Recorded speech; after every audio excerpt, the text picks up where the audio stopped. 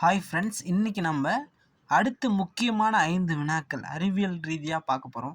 பாருங்கள், முக்கியமான 5 கொஷின் நல்ல தரமான கொஷினாக இருக்குது. பாருங்கள், ஃபஸ்ட்டு கொஷின் ஆல்ரெடி கேட்டது. அதாவது ஒரு வானியல் அலகு என்பது என்ன? 1.496 இன்ட்டு 10^11 மீட்டர். ஒரு வானியல் அலகு அப்படின்னா 1 புள்ளிக்கு அப்புறம் 496 இன்ட்டு 10^11 மீட்டர். ஒரு வானியல் அலகு 1.496 இன்ட்டு 10^11 மீட்டர். சரிங்களா?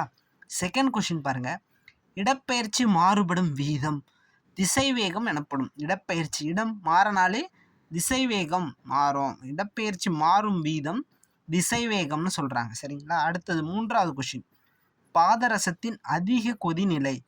முக்கியமான கொஷின், பாதரசத்தின் அதிக கொதிநிலை 357 டிகிரி செல்சியஸ், 357 டிகிரி செல்சியஸ். அடுத்தது நான்காவது கொஷின், மின்கல அடுக்கை கண்டறிந்தவர்.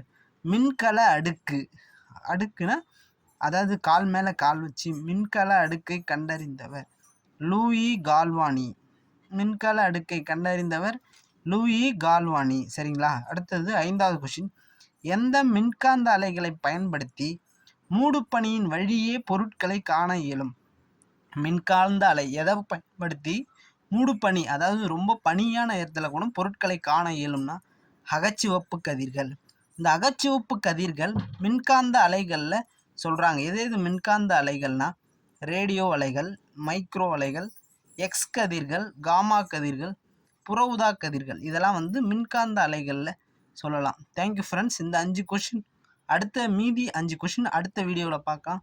Thank you friends. நம்ம சேனல் RRM கிரியேஷன்ஸ். தேங்க்யூ.